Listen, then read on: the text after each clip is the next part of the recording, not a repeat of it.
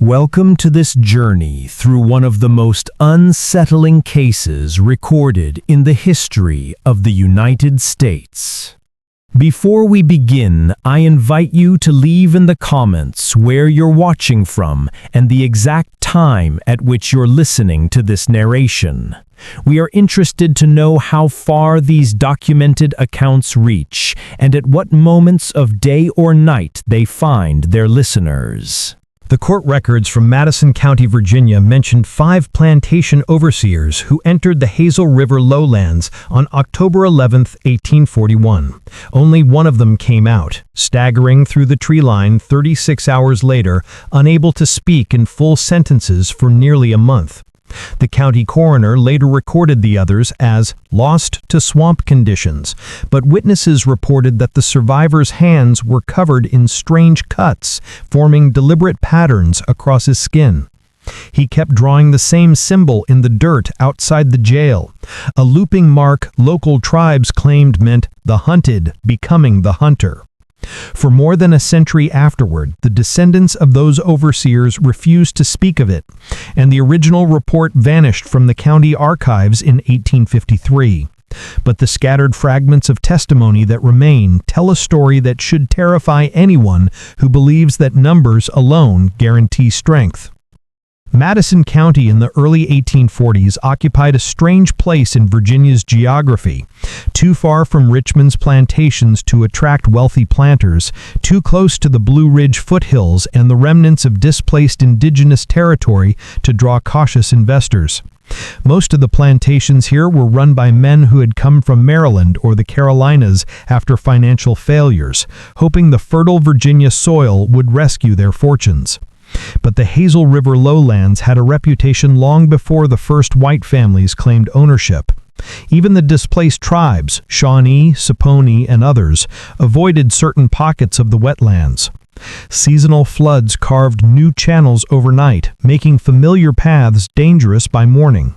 The trees grew so thick in places that daylight turned the forest floor into dim twilight. Vines hung like rope curtains, branches snapped without warning under shifting weight, and what looked like solid ground could become sucking mud within a few steps. The soil itself was unpredictable, deceptive, alive in ways settlers didn't understand.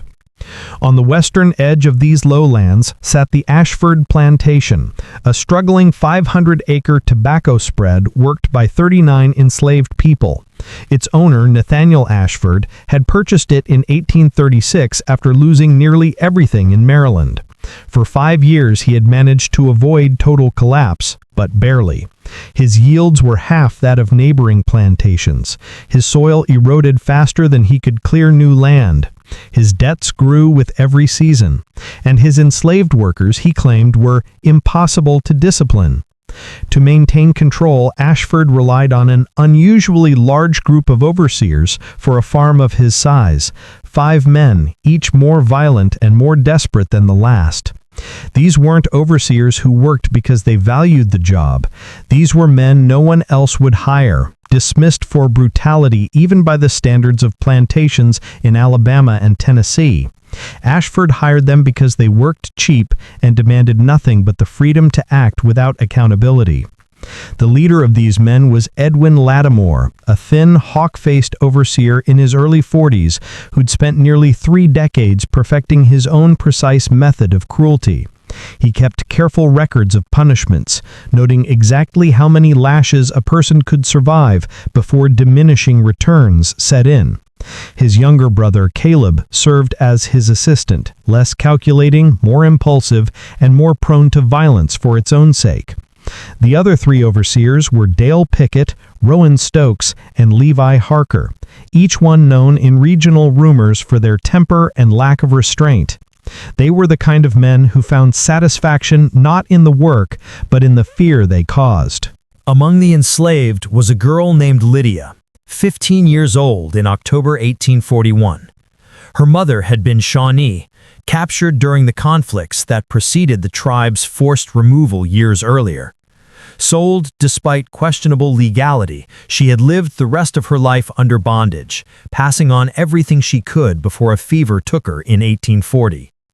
Lydia's father had been African, brought through the illegal coastwise trade from Charleston, even after the federal ban. From him, Lydia inherited quick hands, sharp instincts, and an aptitude for tools. From her mother, she inherited something more valuable: knowledge of the land.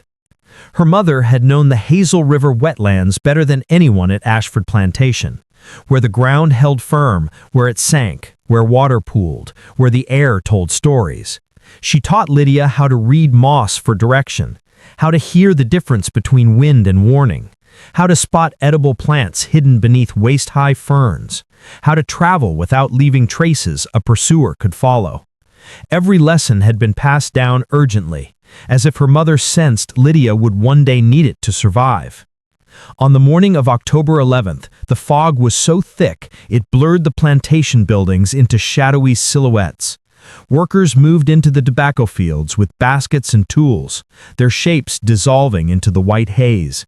Lydia carried water between rows, a task she chose because it kept her visible to many workers at once. Protection by witness. Late in the morning, Caleb Lattimore approached her, voice low, telling her to report to the overseer's shack immediately. Lydia recognized the tone immediately. She had heard it before. She knew what waited inside that cabin. She had avoided this moment for months. Saying no meant punishment, maybe worse. Saying yes meant something she refused to allow. So she did the one thing her mother had prepared her for since childhood. She walked toward the cabin. And then she kept walking. Past the door, past the woodpile, past the last row of tobacco, straight toward the tree line. Caleb shouted her name, then cursed. Lydia didn't run, not yet. Running meant guilt, meant justification for what they wanted to do. She walked fast but steady, head high, breath controlled. But when Calvin's shouts turned into the agitated calls of the other overseers, when she heard the voices multiply, Edwin's sharp command, Pickett's eager laugh, Stokes and Harker grabbing rifles, she ran. Barefoot, she sprinted toward the lowlands her mother taught her to understand like language. Behind her, the overseers crashed after her, 5 armed men certain of their power, certain of a quick capture, certain that a girl of 15 couldn't outrun them. They didn't know she'd been preparing for this day for more than a year. They didn't know she'd hidden tools in hollow logs. They didn't know she'd cached dried meat and water skins. They didn't know she had mapped every safe path through the wetlands. They didn't know the forest would answer to her. Not to them. They would learn. And they would not all survive. The 5 overseers expected the pursuit to end before sundown. Lydia's trail, at first, seemed easy to follow. Broken twigs, disturbed grass, the occasional faint footprint where the ground stayed soft beneath the fog. Edwin Lattimore moved with a confident, almost satisfied rhythm, pointing out each sign to the younger overseers as though conducting a lesson. The girl wasn't heading toward neighboring farms where she might find help. No, she was heading straight into the Hazel River lowlands, land so treacherous it could swallow a mule whole. It seemed to Edwin like proof of her panic, desperation, confusion. But by late afternoon, the trail began to shift in ways that unsettled even him. What had looked like a straight flight path suddenly folded back on itself, branches bent in 2 different directions, footprints that appeared, then vanished, brush disturbed in patterns that didn't match a fleeing child, but something more deliberate. Caleb insisted she was simply lost. Rowan Stokes mocked her, saying a half-blood girl couldn't possibly outthink 5 grown men, but Edwin's eyes narrowed. He studied the ground, the spacing of disturbed leaves, the angle of snapped twigs. It didn't feel random. It felt intentional, like someone weaving a net around them, or worse, guiding them deeper into a place they didn't understand. As dusk thickened into early night, the lowlands swallowed what little daylight remained. They made camp on a dry patch of raised earth, a rare island amid the drowning land. Their fire crackled weakly, smoke rising into the endless moss curtains that swayed despite the still air. They posted watches in pairs, Caleb insisting on taking first shift with Rowan, while the others tried to rest. Night in the lowlands was never silent. Crickets shrilled, frogs croaked in layered rhythms, water shifted in unseen channels like the breathing of some enormous animal. But beneath those sounds was something else, something that made Levi Harker sit up several times with a start. He swore he heard footsteps, soft, controlled, close. But every time he turned, nothing was there. At dawn, their real shock appeared. Their packs had been opened, not torn apart by animals, not rummaged through in panic, opened carefully. The ties undone, the folds lifted, the contents inspected. Several items were missing: dried meat, a tin cup, Caleb's spare flint, Edwin's small hunting knife. But the most disturbing detail wasn't what was taken, it was what remained untouched. Their weapons, still loaded, their ropes, their lanterns, their boots. Whoever had moved among them during the night wasn't afraid of their weapons. They hadn't even felt the need to disarm them. Rowan insisted one of the others was playing tricks. Levi accused Caleb of falling asleep on watch. Caleb snapped back angrily, pointing out that nothing could have approached without him hearing it. Edwin said nothing. He stared at the opened packs, at the perfect precision of the search, at the missing items chosen not for value, but for utility. It wasn't a terrified runaway who had done this. It was someone skilled, practiced, and comfortable in the lowlands' darkness. Someone who knew their limits better than they knew hers. The trail that morning was even clearer than the day before, as though Lydia wanted them to follow. Dale Pickett joked uneasily that she was inviting them deeper, but his laugh trembled at the edges. The ground grew wetter, the trees thicker, the air heavier. The smell of rot and water filled their noses. Vines brushed their faces and arms. The light filtered through the canopy in green shards. Around midday, Rowan noticed the first marking. A tree trunk scraped intentionally with a series of symbols, lines crossing in a pattern that resembled tribal carvings he'd seen on old trade goods. The sap was fresh, recently cut. Edwin touched the grooves. His stomach tightened. More appeared as they walked, symbols repeating themselves every few hundred feet, forming a parallel track beside their own. Lydia wasn't just marking her own path, she was marking theirs, cataloging their movement, studying them. By late afternoon, they found something stranger, Lydia's first cache. Hidden inside a hollowed cypress trunk were items from their own supplies, arranged neatly on a dry bed of leaves. Rope cut into precise lengths. Empty cartridge casings none of them remembered firing. A strip of cloth from Levi's shirt, a button from Caleb's coat.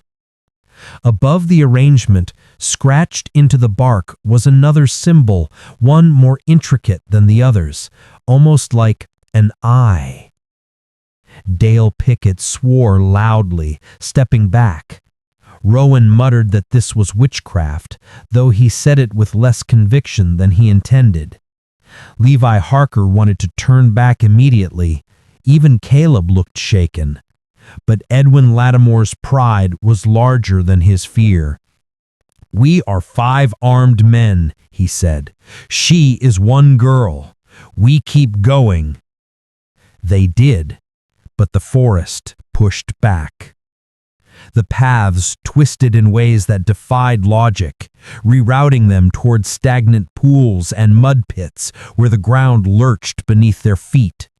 The moss curtains thickened, brushing their faces like fingers. Sounds echoed strangely, Footsteps, splashes, echoes that came from everywhere and nowhere. That night, they didn't sleep. They formed a circle, backs against one another, rifles pointed outward. The fire burned bright, but felt weak against the enormous dark pressing around them. Something moved among the trees, not large, not threatening, just present. A shadow here, a ripple there, a breath of motion. Around midnight, Caleb suddenly stood and fired into the darkness. The muzzle flash lit the trees for a heartbeat, revealing only twisting branches and hanging moss. The echo faded. Silence followed. Then the forest resumed breathing. When dawn came, the men found something that chilled them more than anything yet. In the tree where Caleb's bullet had struck, embedded beside the bullet hole, was one of their own knives, the missing knife from Edwin's pack. It had been thrown with such precision that its angle suggested it had come from above, from the canopy, directly over their heads. She was there, watching, close enough to touch, close enough to strike. But she hadn't. That was the message, not that she could hurt them, but that she was choosing not to. Edwin understood then that the pursuit was no longer a hunt. It was a lesson. And the forest, with Lydia as its guide, had only just begun teaching it. By the third morning, the men's confidence, once brash and unshakable, was slipping away like mud beneath their boots. They had slept, if one could call it sleep, in scattered snatches, each man jerking awake at imagined sounds or phantom touches. Their bodies ached from tension, from dehydration, from the strain of being hunted by someone they still refused to believe could outmatch them. As they prepared to move, Levi Harker let out a strangled curse. His rifle was gone. Not misplaced, not dropped. Gone. He swore he had leaned it against a cypress trunk before dawn. Now only a faint depression in the moss hinted that anything had been there at all. The others searched frantically, overturning roots and raking through underbrush, but they found nothing. Their fear grew dense as the air around them. "Someone took it," Levi whispered. No one argued. How could they? She'd already proven she could move through their camp unnoticed. Taking a rifle from beneath their noses was just another demonstration. The forest path that morning felt different. The ground sucked at their boots harder than before. Pools of stagnant water reflected distorted shapes that made the men flinch away. The air felt heavier, hotter, pressing down like a warning hand. Dale Pickett was the first to falter, stepping onto what looked like stable soil, only to plunge to his waist in black mud. The suction nearly pulled off his boot. Rowan and Caleb hauled him out, but his leg throbbed, swollen and bruised. He limped afterward, each step slower than the last. As his pace slackened, something else changed too. The trees. Symbols appeared on nearly every trunk now, not merely occasional marks, but a constant rhythm of carved lines and shapes, each one placed deliberately along their route.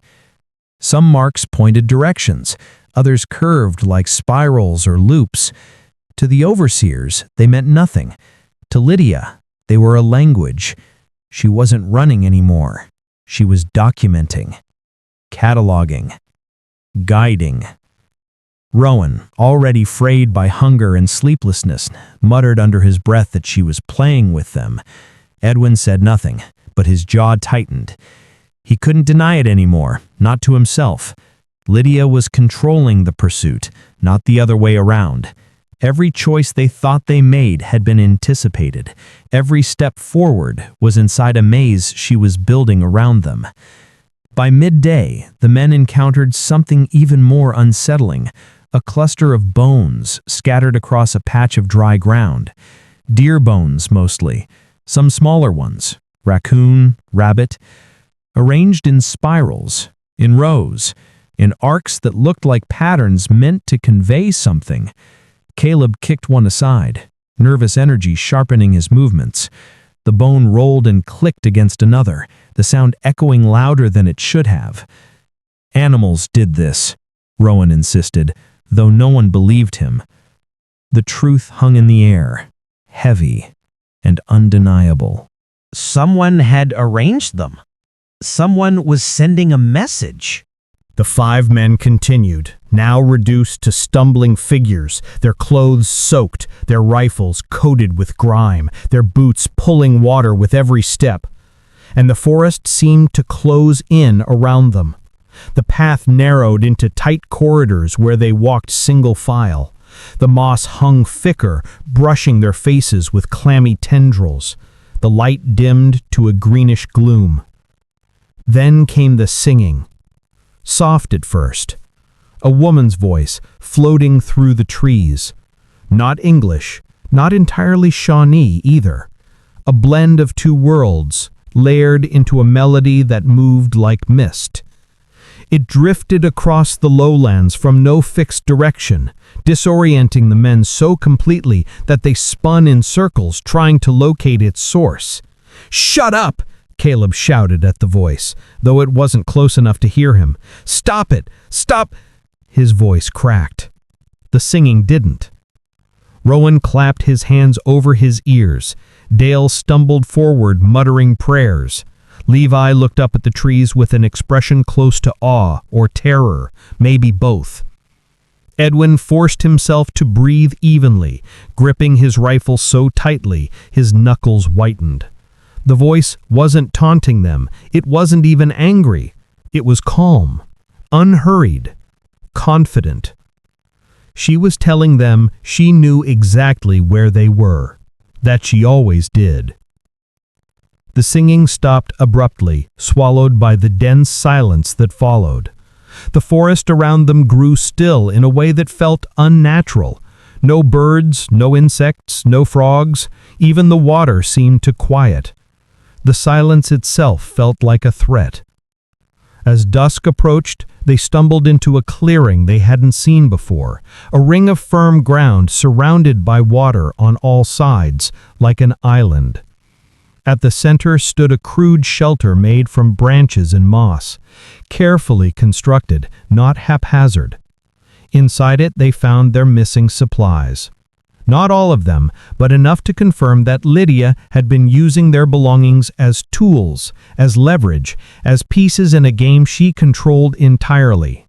There was the missing tin cup, the stolen dried meat, some of it now dried into a finer, cleaner form, as if she'd prepared it herself.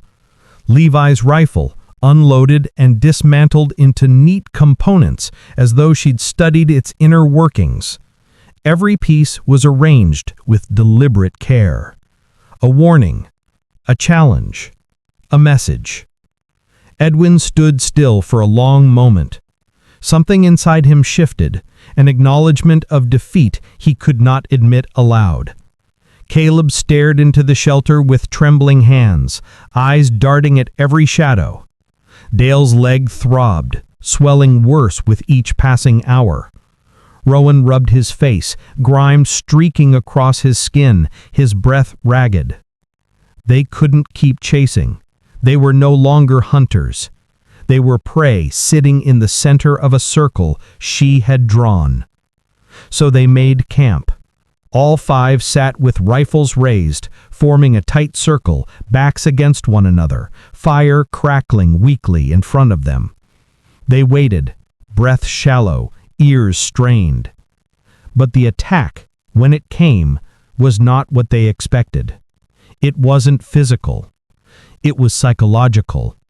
The footsteps began just after sunset, soft, light, moving around the clearing, too fast to track, too measured to be chance.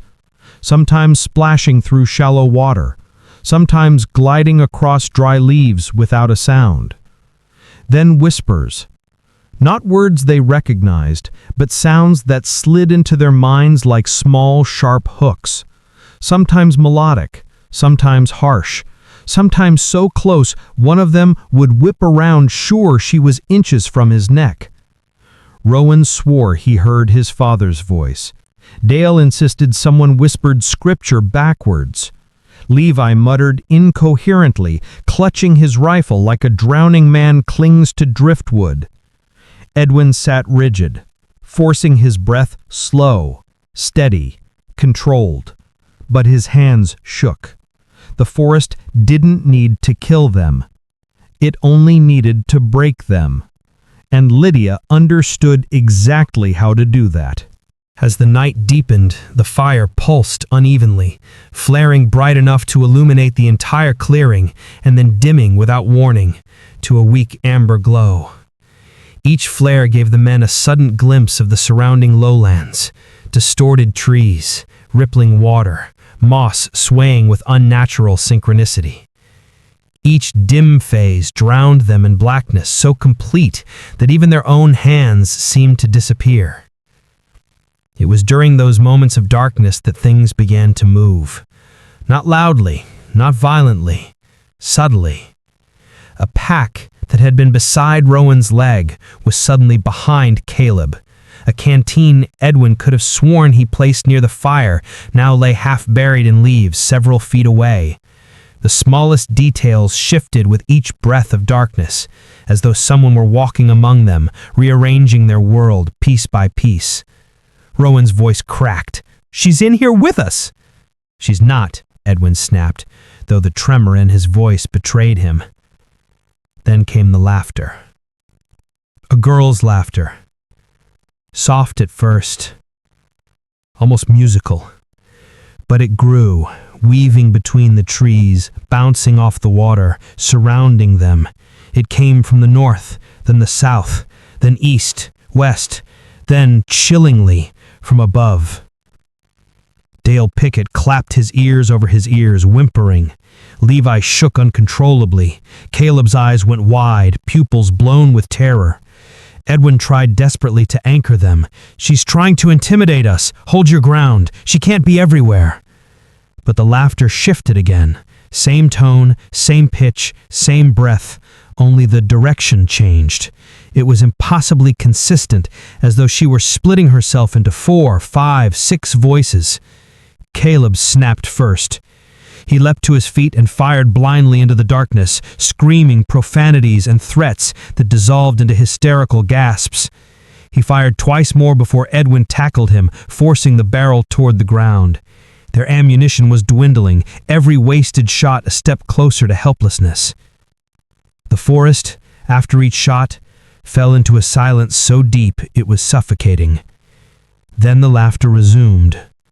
Softer now, amused, almost pitying. That was worse than the rage. Much worse. Hours passed, or maybe minutes. Time had no meaning. Then, without warning, the laughter stopped. The forest exhaled, returning to its steady chorus of insects and distant water. The wind seemed to still. The moss hung motionless. That was when Edwin felt it. A hand, firm, steady, pressing onto his shoulder. He spun, rifle raised, but Caleb sat behind him, facing the opposite direction, eyes fixed on the trees. Rowan and Levi hadn't moved. Dale sat trembling with his hands over his knees. None of them were close enough to have touched him. Caleb saw Edwin's expression and shook his head violently. "Don't look at me. I didn't touch you." A cold sweat slid down Edwin's spine. Moments later, Rowan jerked violently. Something had brushed the back of his neck. Levi felt something press against his leg. Dale yelped, swearing something had brushed past his arm like a breath or a hand. Each touch was precise, not violent, not accidental. Deliberate. Proof. She could reach them, could touch them, could cut their throats if she wished, yet she hadn't. Mercy was more terrifying than violence. By dawn, the touches stopped. The laughter faded. The footsteps vanished, but the signs of the night's presence remained. When the sun broke through the canopy in weak streaks, each man discovered that his pack had been opened. Not emptied, not destroyed, arranged. Inside each lay two things: a single wildflower, native to the lowlands, swamp hibiscus, pickerel weed, marsh lily, placed with gentle care, and something taken from each of them during the night: a lock of hair, neatly cut, not ripped; a strip of cloth, precisely removed from a coat's inner lining; a button, worked free without breaking the thread; a cuff tie, a bootlace. Proof she had stood inches from them. Proof she had knelt beside them in the dark, her fingers moving with delicate certainty while they sat awake, weapons raised, watching for dangers they could not see. Inside Edwin's pack was something else. A sheet of paper, damp but intact. On it, drawn in rough charcoal, were 5 figures. Simple, childlike forms, but accurate enough to identify. Edwin, taller than the rest; Caleb, near his brother; Levi, thin and nervous; Dale, marked heavily around the leg; Rowan, broad-shouldered. 4 of the stick figures bore an X over the chest. The 5th, Edwin's, had no mark. Not spared, not chosen. Pending. Rowan retched behind a cypress. Levi sat heavily on the ground, shaking. Dale muttered prayers under his breath. Caleb whispered, "She wants us dead. She wants us picked off, one by one." Edwin stared at the drawing, something breaking inside him. He had always believed in dominance, fear, control, that authority came from force, that enslaved people feared him because he understood power, that wilderness bent before the will of men like him. But here in this swamp, surrounded by evidence of his own helplessness, that belief dissolved like smoke. He had never been feared. He had simply been allowed to think so. Caleb knelt beside him. "What do we do?" "We move," Edwin said, though his voice was brittle. When they tried to wake Dale Pickett, he didn't respond at first. His fever had worsened during the night. His pulse fluttered weakly. His skin glistened with sweat despite the coolness of morning. By late morning, the forest made the decision for them. Dale collapsed into a shallow pool, too weak to lift his own head. Caleb and Rowan hauled him upright, but the mud sucked at their feet, the ground unstable beneath them. Dale's leg had swollen grotesquely, infection creeping up the calf. His breath rattled, every inhale a struggle. "We can't carry him," Rowan said, voice cracking. Edwin didn't disagree. Dale met Edwin's eyes, desperation and resignation blending into a single expression. "Leave me," he whispered. The others argued, weakly, unconvincingly. Their voices shook with guilt and fear, but the swamp was merciless. They had no rope left sturdy enough to drag him, no strength to lift him, no food to spare. Edwin placed a hand on Dale's shoulder, the gesture hollow and cruel in its finality. When they left, Dale Pickett was alive. He would not be for long. The swamp swallowed his breathing behind them. They were 4 now, ragged silhouettes stumbling deeper into a labyrinth built by hands far steadier than theirs. And Lydia was waiting. They moved in a broken line through the Hazel River lowlands, Edwin dragging his boots through mud that sucked at every step, Rowan half-carrying Levi when the ground dipped too suddenly, and Caleb whispering breathless prayers as though trying to bargain with the forest itself. They walked not with purpose now, but with the ragged instinct of men who knew their pursuit had inverted beyond recognition. They were not catching Lydia. They were surviving her. The terrain grew crueler with each passing hour. Cypress roots jutted from the earth like skeletal hands, snagging ankles, tripping footsteps. Pools appeared where dry ground had been minutes before. Branches cracked under their weight and snapped into the water, sending ripples across surfaces that reflected nothing recognizable. The trees swayed though there was no wind. At one point, the men turned in a slow circle, realizing the forest around them looked identical from every direction. Moss curtains hung in thick swaths, the shallow water glimmered with weak reflections. Symbols carved into trunks repeated themselves as though mocking them. "We passed this same tree," Rowan muttered, touching one of the marks. "We passed all these trees," Levi whispered. Edwin did not contradict him. The forest wasn't just confusing them, it was herding them. By mid-afternoon they stumbled into a narrow passage winding between cypress trunks rising like pillars. The water here reached their knees, cold and thick. Caleb stepped forward and froze. "Hear that?" All three listened. A voice, a girl's voice, singing again, but not drifting this time. Close, very close. They spun toward the sound, rifles raised, though they all knew their weapons barely functioned now. The singing continued, calm, steady, threaded with the rhythm of the land itself. It echoed off the trunks, circling them without a source. Then abruptly, it ended. The silence that followed pressed on their ears. Something moved behind them. They turned. Nothing. Something splashed to the left. They turned. Nothing. The forest was alive with movement, but devoid of shapes. They were being watched, studied, counted. As the last light bled through the canopy, Rowan collapsed onto a patch of soggy ground, panting. Levi dropped beside him, head in his hands. "We're not getting out," Levi whispered. "We will," Edwin said automatically, though he no longer believed it. "We will." Caleb gave a broken laugh. "You still think you're in charge?" Before Edwin could reply, the trees ahead parted slightly, revealing a small rise of solid ground. And on the far edge of it, Lydia stood.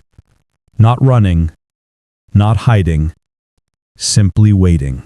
The picture imprinted itself on their exhausted minds. A 15-year-old girl, barefoot, her clothes dirt-streaked but intact, and her hair tied back with woven fibers. Her face bore markings drawn in charcoal, sharp, clean lines crossing her cheekbones and forehead. Not decorative, not random. A language the forest seemed to understand, even if the men did not. In her hands, she held a bow, handmade, carved from local wood, the shape precise and functional. A stone-tipped arrow rested against the string, not fully drawn, but ready. Behind her, arranged neatly on the ground, were their possessions. Their rope, now cut into trap lengths. Their ammunition, lined in small rows. Their knife, sharpened. Their missing rifle, disassembled into its components. Rowan swore under his breath. Levi whimpered. Caleb shook violently. Edwin stared at her, unable to deny what every piece of evidence had been screaming. They had never been hunting her. She had hunted them from the first step. Lydia waited, letting them see her fully, letting them feel the weight of their own powerlessness. Her eyes were steady. No fear, no triumph, just certainty. Edwin lifted his rifle, though his arms trembled. "You're coming back with us," he said. "It ends here." Lydia tilted her head slightly, studying him with the same calm curiosity she had studied the forest signs. When she finally spoke, her voice cut through the humidity like a blade. "Punishment," she said quietly, "for running from men who meant to harm me, for surviving what you intended for me, for knowing this land better than you know your own arrogance." Caleb lunged forward, raising his rifle. "You killed Pickett and Harker. Their blood is on you." Lydia shook her head once, slow and deliberate. "I touched none of them. The forest took them because they moved blindly, because they never learned how to see. They didn't die by my hand, they died by their ignorance." Before Caleb could fire, Edwin pulled the trigger first. The gun misfired. A sharp, humiliating click. Moist powder, waterlogged chamber, mud in the barrel. The loudest sound in the clearing was the hammer falling on nothing. Lydia drew her bow in the same breath. Released. The arrow struck the ground 6 inches from Edwin's right foot, buried deep in the soft earth. The angle was perfect. Her aim had been deliberate, precise, merciful. The message was clear. If she had wanted him dead, he already would be. Levi cried out. Rowan took a stumbling step backward. Caleb froze. Lydia nocked a second arrow. Her voice carried with an authority that did not belong to a girl of 15, yet suited her perfectly. 4 men entered these lowlands. 2 are dead because they did not listen. You 3 can join them, or 1 can walk out alive to deliver a message to Ashford. Caleb swallowed. What message? That ownership fails where knowledge lives, that people who know the land cannot be controlled by men who only know chains. She stepped back slightly, bow steady. Choose. Rowan broke first. He dropped his rifle as though it were burning his hands and ran, crashing through the trees, splashing through the water, fleeing without direction. Caleb hesitated long enough to glance at Edwin before running after him. Within seconds, both men disappeared into the forest. Edwin stood alone. He lowered his useless rifle, staring across the narrow pond at the girl who had dismantled his authority piece by piece, not through violence, but through mastery. "Why let me live?" he asked hoarsely. Lydia held his gaze. "Because dead men tell no warnings." For the first time in 4 days, Edwin Lattimore understood his place in the world, a place he had never imagined. Below her. She turned away, and he heard her final words drift back through the trees. "The lowlands remember. So do I. If Ashford sends more men, none will leave again." Edwin ran. He didn't remember when he dropped his rifle, or when his boots filled with mud, or when he started sobbing. He only knew he had to reach a tree line that felt impossibly far away. And Livia, somewhere in the moss-shrouded forest behind him, didn't follow. She didn't have to. The land itself finished the lesson. It was 36 hours after the men separated in the clearing when Rowan Stokes finally crawled out of the Hazel River lowlands. A plantation boy gathering wood spotted him first. Filthy, trembling, covered in scratches that formed strange looping patterns across his arms, as though the forest itself had written on him. His boots were gone, his shirt hung in strips. His hands bled where he had clawed at roots, bushes, stones, anything that might have helped him escape. He was talking when they found him, but the words tumbled out without order. "She was everywhere," Rowan whispered. "Everywhere. In the trees, in the water, behind us. She touched us while we watched." The workers brought him to the overseer's quarters, where Nathaniel Ashford, in disbelief and growing dread, summoned the county doctor.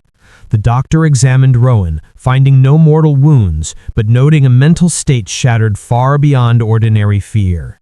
He rambled through feverish descriptions, shadows that followed him, songs that came from inside his head, trees that moved where no wind blew.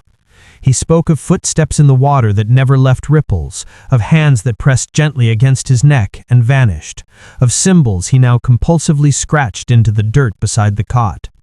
Symbols no one could read. For 3 days, Rowan drifted in and out of delirium, waking abruptly only to scream at nothing.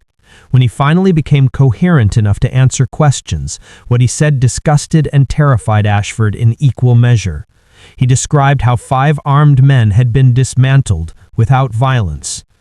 "She controlled the land," Rowan whispered, "like it listened to her, like it belonged to her." Ashford dismissed the suggestion angrily, yet the tremor in his hands betrayed his fear. He didn't want to believe a teenage girl could destroy 5 full-grown overseers with nothing but knowledge. He didn't want to accept that the land beneath his plantation respected her more than him. When asked about the others, Rowan's voice collapsed into broken fragments. Pickett died of fever. Harker drowned in mud so shallow a child could walk through it. Caleb, I don't know. Edwin, she gave us a choice. I ran and didn't look back. Ashford organized a search party the following morning, 10 armed white men from neighboring plantations. He didn't dare use his enslaved workers. The risk of escape or refusal was too high. The men entered the lowlands with rope, supplies, and a week's worth of food, determined to retrieve whatever remained of the overseers. They were back within 5 days. They'd found Caleb Lattimore 2 miles inside the wetlands, lying face down in a shallow creek, its water barely deep enough to cover his chest. But he hadn't drowned because of depth. He drowned because he hadn't had the strength left to lift his head above the few inches of water. There were no signs of violence. No broken bones, no struggle. Just exhaustion so absolute it stopped his heart. The search party went no deeper. Several men swore the terrain twisted behind them as they walked. Others reported seeing scratches on trees that hadn't been there minutes before. One man swore he heard someone stepping just behind him, but saw nothing when he turned. They left. 3 overseers remained missing. 2 weeks later, hunters from Orange County reported finding a body in a remote bend of the Hazel River wetlands. Half submerged, bloated, clothing decomposed beyond recognition. What remained of a pocket watch confirmed the identity. Edwin Lattimore. He had not followed the others toward the plantation. He had walked deeper into the lowlands instead, as though pulled into the forest's throat. Perhaps he wandered, delirious. Perhaps he chose not to return. Perhaps the forest simply refused to let him go. His body told no stories, but his path did. As for Levi Harker and Dale Pickett, their remains were never located. The forest had taken them completely. Rowan Stokes stayed at Ashford Plantation for another 2 weeks, healing physically as his mind unraveled further. He flinched at every sound. He refused to sleep indoors, insisting he needed to see the sky. He would sit in the dirt for hours, drawing the same symbols Lydia had carved into the trees. Circles intersected with lines, spirals, branching marks that resembled river pathways or constellations. When someone asked what they meant, he only whispered, "She used them to speak to the land, to mark what it needed to see." The enslaved workers at Ashford Plantation watched Rowan's deterioration with quiet understanding and quiet satisfaction. A man who had once carried a whip now trembled at shadows. A man who once barked orders now scribbled warnings in the soil. Stories spread quickly among them. Lydia's escape became legend before the week ended. Each retelling added something, shaped something, heightened something, but the core remained true. A girl from their ranks had defeated the overseers without spilling a drop of their blood. A girl had made the land itself turn against them. A girl had broken the myth of the overseers' invincibility. Nearby plantations learned of it too. Whispers wound through cabins and field rows, carried between farms by whispered conversations at watering holes and nighttime gatherings. Some versions claimed Lydia had vanished into the lowlands, becoming a spirit of the swamp. Others said she had traveled north and guided escapees along the mountain ridges. A few insisted she still lived among the cypress roots, watching, waiting, protecting. Regardless of interpretation, the message was the same. Knowledge could defeat force. Escape was possible. And the forest protected its own. Ashford, in desperation, tried replacing the overseers, but word traveled swiftly through the networks of white men who took such jobs. No reputable overseer would go near Ashford Plantation. The story of what happened in the Lowlands became a warning for them too. By the next season, productivity at Ashford Plantation collapsed. Workers slowed their pace. Tools broke. Fences sagged. Harvest weights dropped mysteriously. And without overseers to enforce order, Ashford had no power at all. He tried taking on discipline himself, but 39 enslaved people who had seen his authority shattered no longer feared him. Their resistance was subtle, almost invisible, but constant.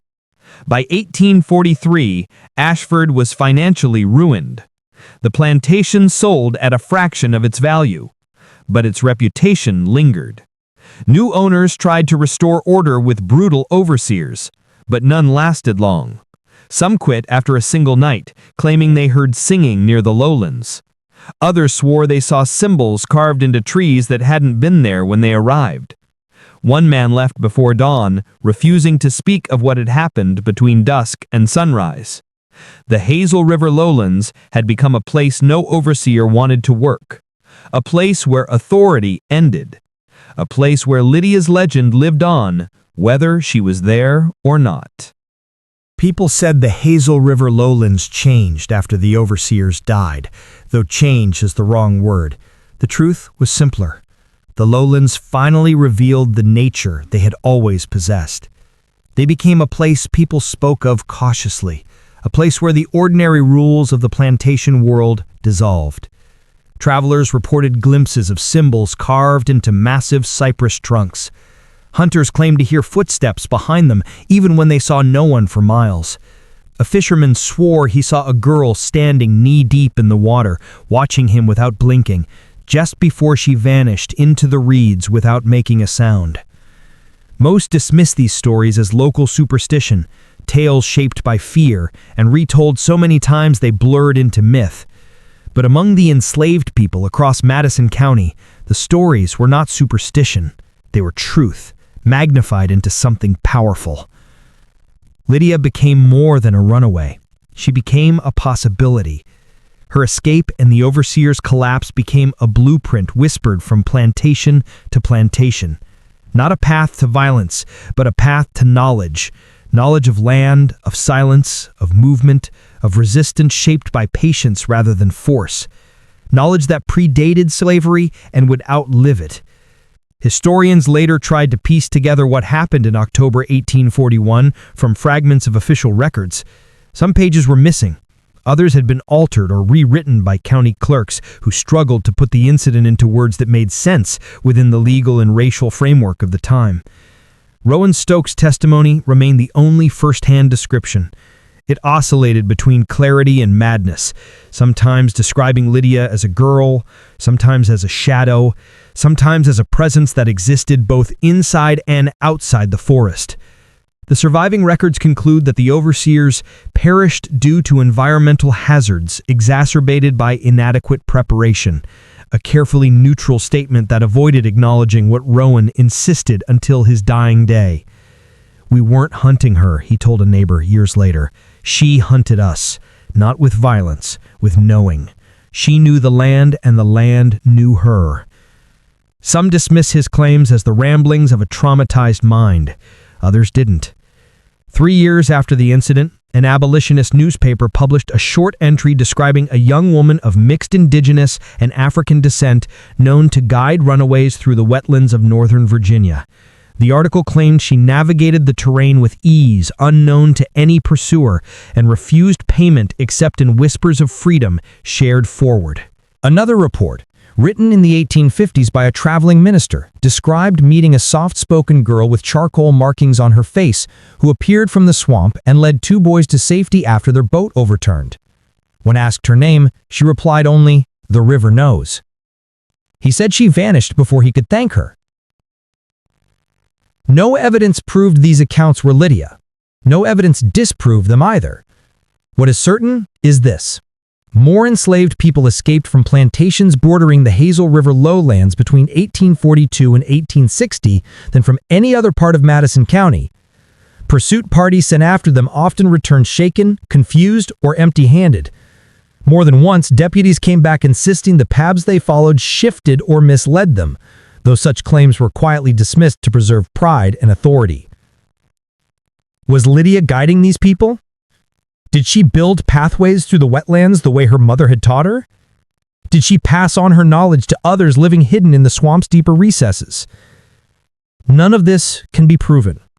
All of it was believed. Ashford Plantation never recovered. Its new owners faced the same quiet resistance as Ashford himself. Work performed slowly, tools misplaced, tobacco yields dwindling year after year. Enslaved workers there walked with a new certainty, a subtle confidence that frightened even the harshest overseers. They had proof now. Authority could fail. Overseers could fall. A single girl could topple the balance of fear. Ashford died in 1850, never understanding what truly defeated him. He blamed weather, soil exhaustion, poor workers, anything except the truth staring him in the face, that the land he tried to control had aligned itself with someone who understood it better.